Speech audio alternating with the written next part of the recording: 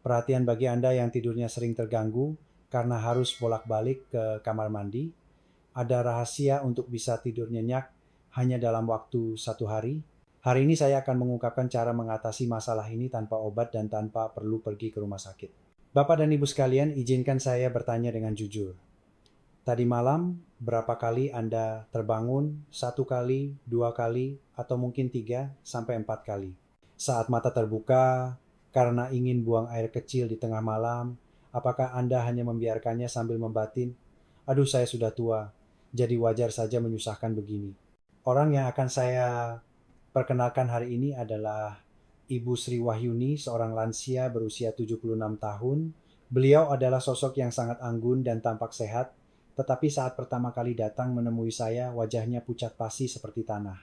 Ketika saya tanya alasannya, beliau berkata bahwa beliau takut akan malam hari. Setiap malam beliau terbangun 4 atau 5 kali hanya untuk buang air kecil. Beliau bercerita bahwa sudah tak terhitung berapa kali beliau hampir tersandung ambang pintu saat berjalan ke kamar mandi dalam keadaan setengah sadar di kegelapan subuh. Di siang hari beliau merasa sangat kelelahan, bahkan sering tertidur saat sedang mengobrol dengan teman-temannya di posyandu lansia atau saat arisan. Karena hal itu beliau jadi ketakutan, setengah mati berpikir, "Jangan-jangan saya mulai pikun." Apakah ada di antara Anda yang mendengarkan cerita ini lalu tersentak kaget dan berpikir, "Ya ampun, itu cerita saya banget." Ya benar, ini bukan masalah orang lain. Ini adalah penyakit bernama nokturia kencing malam yang dialami oleh 6 dari 10 lansia berusia 65 tahun ke atas di Indonesia.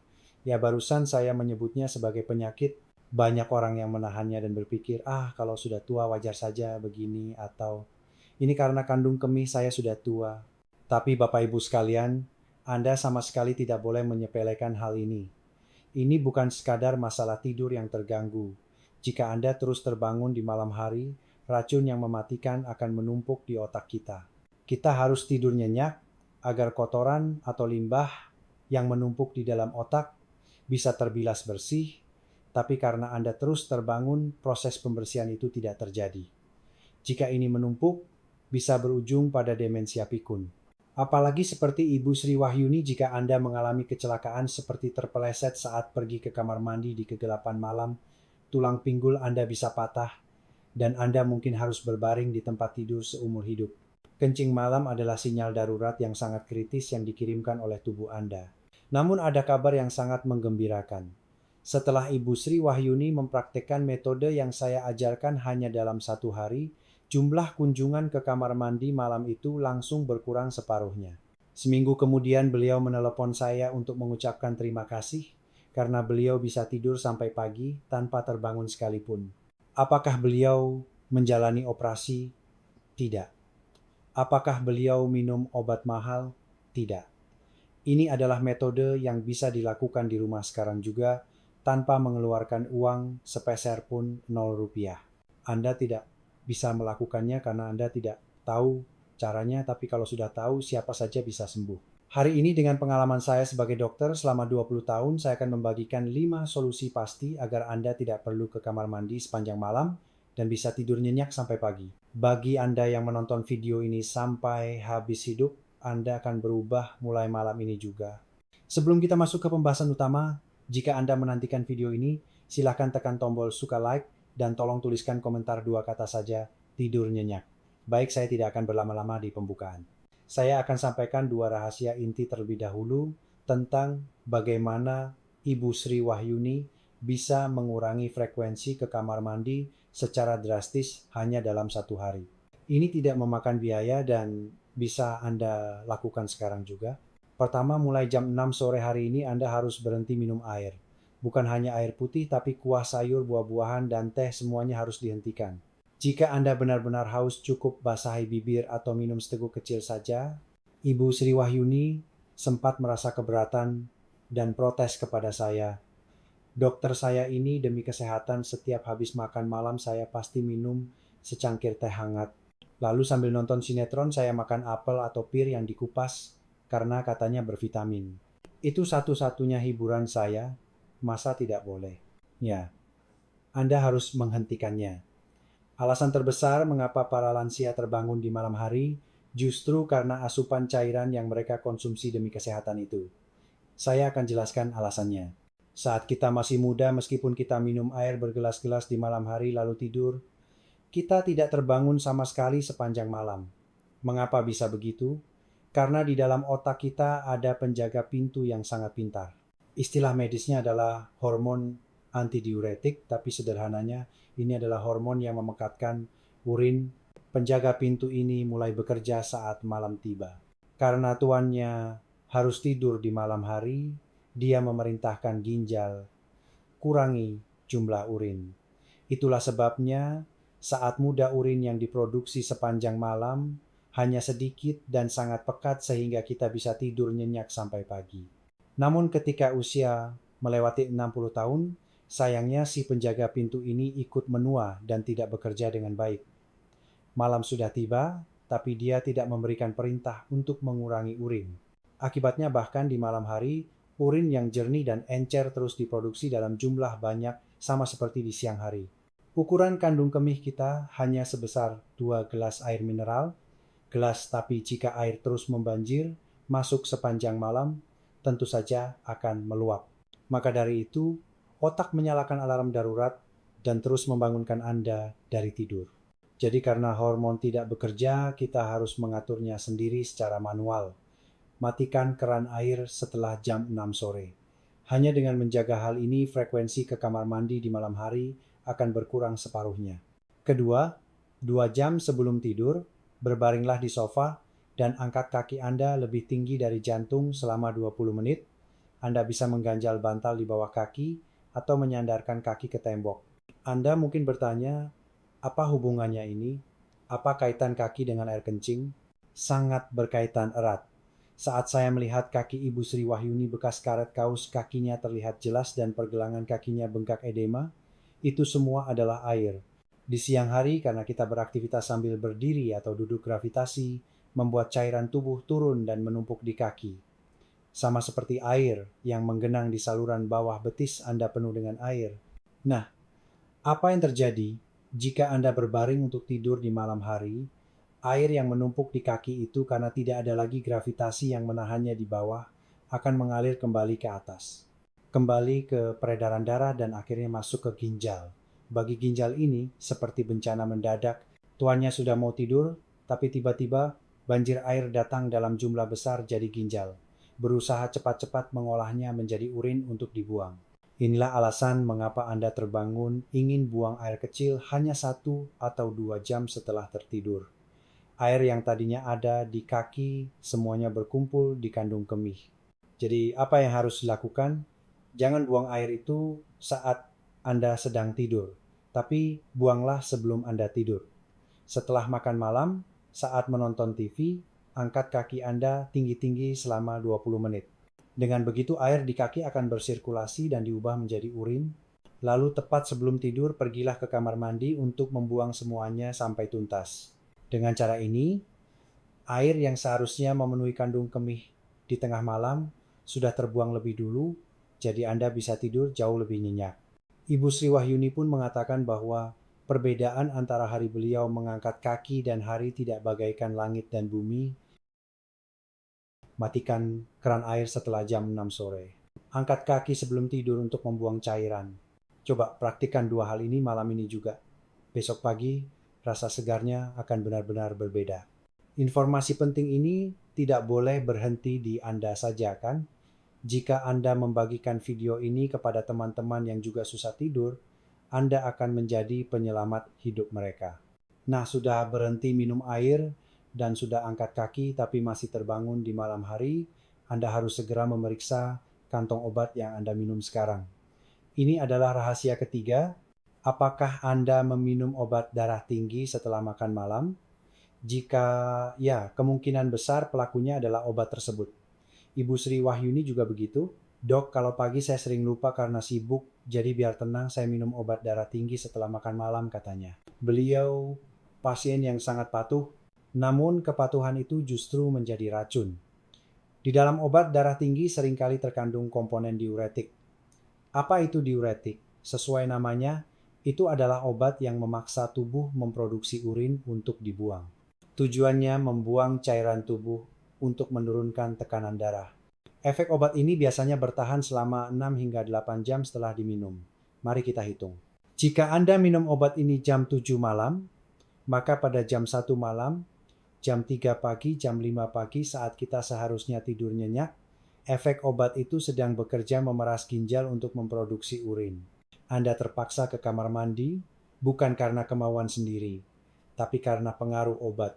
Jadi saya mengubah resep Ibu Sri Wahyuni. Bu, obat ini wajib diminum setelah sarapan pagi. Saya hanya mengubah waktunya. Hasilnya, di siang hari kita memang beraktivitas jadi sering ke kamar mandi pun tidak masalah. Setelah semua urin dibuang di siang hari, malam harinya ginjal bisa beristirahat. Bapak Ibu sekalian, saat kontrol ke dokter berikutnya, tanyakanlah, dokter saya sangat tersiksa karena kencing malam. Apakah di obat saya ada kandungan diuretik? Bolehkah saya meminumnya di pagi hari? Satu pertanyaan ini bisa menyelamatkan tidur malam Anda. Rahasia keempat, ini butuh sedikit latihan.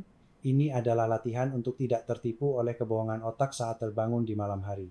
Ibu Sri Wahyuni orangnya sangat resik, jadi begitu merasa ingin buang air kecil sedikit saja saat tidur, beliau langsung bangun dan lari ke kamar mandi.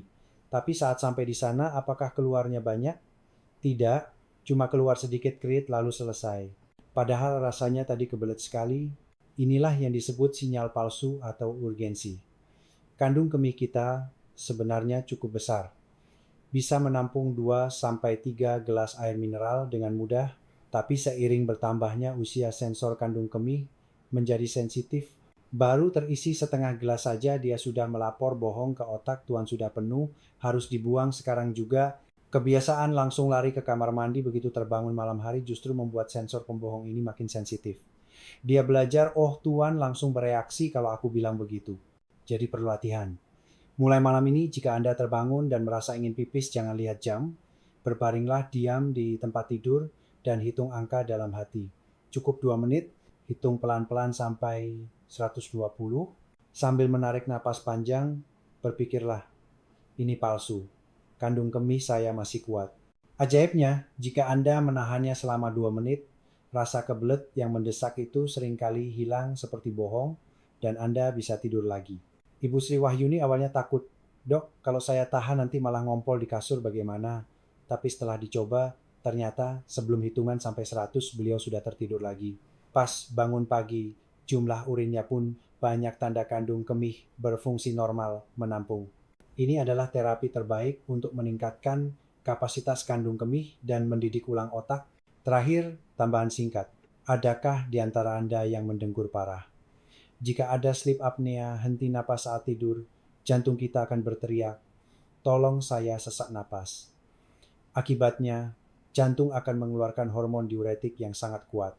Tubuh salah mengira bahwa sesak napas itu disebabkan karena terlalu banyak air di tubuh jadi memerintahkan cepat buang airnya. Makanya orang yang mengorok produksi urinnya di malam hari mengalir deras seperti air terjun. Jika ada orang yang bilang, kamu kalau tidur seperti orang lupa napas Anda, mungkin perlu periksa ke klinik gangguan tidur, bukan ke dokter urologi. Seringkali hanya dengan mengobati ngorok kencing malam langsung hilang total. Baik, mari kita rekap ubah waktu minum obat tahan 2 menit saat terbangun dan cek masalah mendengkur. Jika Anda sudah melakukan sampai sini, persiapan Anda untuk berpisah dengan Nocturia sudah 90% selesai. Apakah ini membantu? Jika Anda ingin terus mendapatkan informasi kesehatan yang bermanfaat, silakan tekan tombol subscribe, berlangganan, dan tombol lonceng notifikasi sekarang juga. Satu klik dari Anda menjadi semangat besar bagi saya untuk membuat video. Mungkin sekarang materi yang Anda pelajari masih melayang-layang di kepala ya.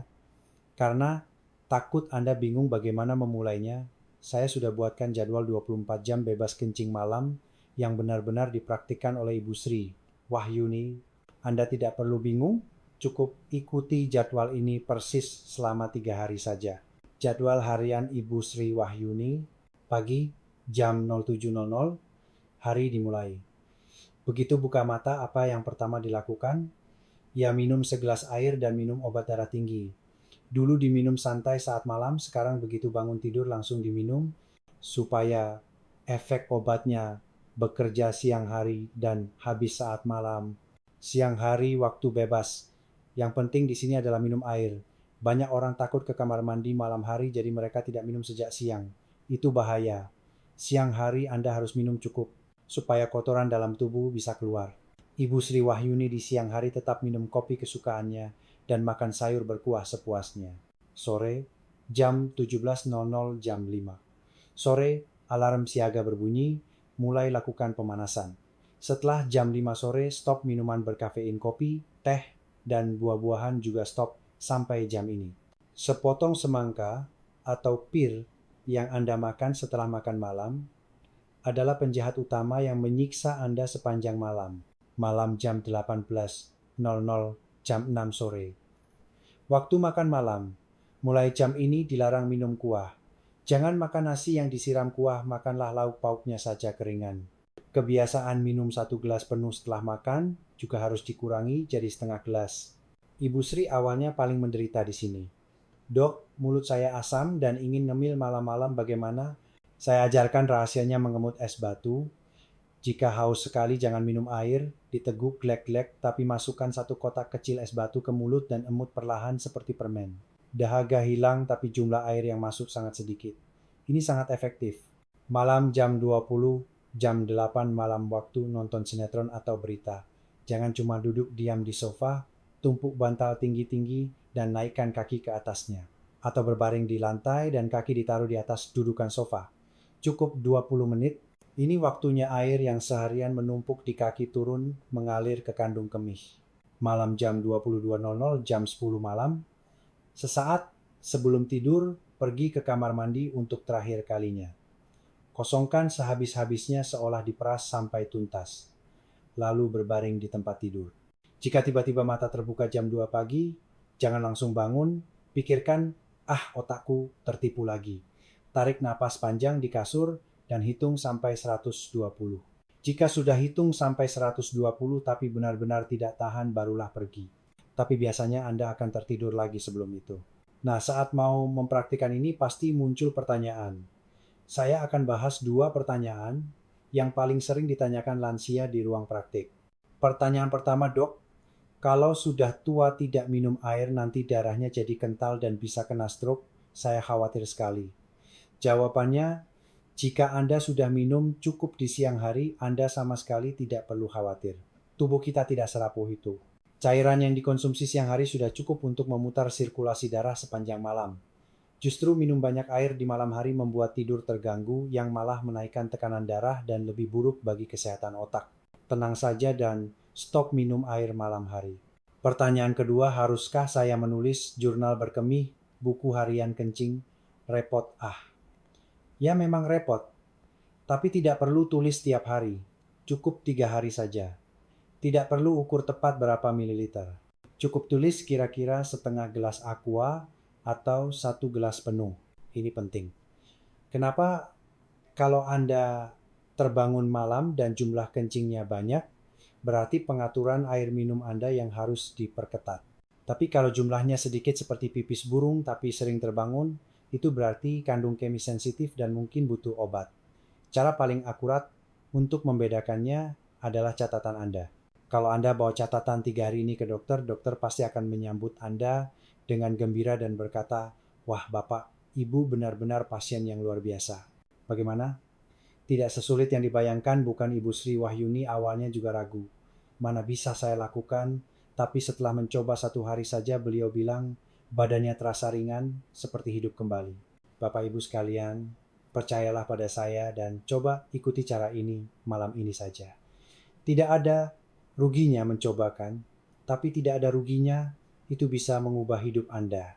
Sekarang tinggal tekad Anda. Tolong tuliskan di kolom komentar 2 kata saja, saya praktikkan. Tunjukkan tekad Anda bahwa mulai hari ini Anda akan mencoba cara seperti Ibu Sri Wahyuni. Saling menyemangati lewat komentar juga bagus, bukan? Terima kasih banyak sudah mendengarkan cerita saya yang panjang ini. Isinya cukup banyak, Anda mungkin khawatir lupakan. Anda boleh melupakan penjelasan medis yang rumit tadi. Tapi demi tidur nyenyak Anda, tolong ingat 3 aturan inti ini. Tulis dan tempel di pintu kulkas juga boleh. Stop air setelah jam 6 sore, berlakukan jam malam untuk air buah, dan kuah masuk ke mulut Anda. Ginjal Anda juga butuh istirahat. Ingat, keran otomatis tubuh sudah rusak karena usia, jadi Anda harus mematikannya secara manual dengan tangan Anda sendiri. Tahan godaan sepotong buah cuci mulut. Kesabaran kecil itu adalah perisai terkuat yang menjaga tidur nyenyak Anda. Angkat kaki 20 menit sebelum tidur. Ini waktu untuk mengembalikan cairan tubuh yang seharian turun ke kaki karena gravitasi. Kalau tidak dilakukan, air itu akan menyerang kandung kemih Anda semalaman. Jangan cuma bengong nonton TV, tumpuk bantal, dan naikkan kaki. Kurangi jatah ke kamar mandi nanti malam sejak sekarang. Obat di pagi hari, tahan 2 menit, konsultasikan dengan dokter untuk memindah jam minum obat darah tinggi ke pagi hari. Dan jika terbangun malam, jangan tertipu sinyal palsu otak. Jangan langsung bangun hitung sampai 120 di tempat tidur. Penundaan singkat itu adalah latihan terbaik untuk menguatkan kandung kemih yang sensitif. Masih ingat Ibu Sri Wahyuni yang saya ceritakan di awal? Baru sebulan lalu malam hari adalah waktu horor bagi beliau. Malam ini bangun berapa kali lagi. Nanti kalau jatuh bagaimana? Kecemasan itu membuat beliau takut melihat matahari terbenam. Tapi tahukah Anda bagaimana beliau sekarang, dokter sekarang, bangun pagi rasanya segar sekali dan bahagia katanya. Karena tidur nyenyak, rona wajahnya berubah cerah, dan karena siang tidak lelah, beliau jadi punya tenaga untuk bermain dengan cucu-cucunya di Taman Nokturia. Hilang semangat hidup dan kepercayaan diri yang sempat hilang kini kembali lagi. Bapak Ibu sekalian, kencing malam bukanlah hasil alami dari penuaan yang harus diterima pasrah. Itu bukan ketidaknyamanan yang harus dimaklumi hanya karena sudah tua.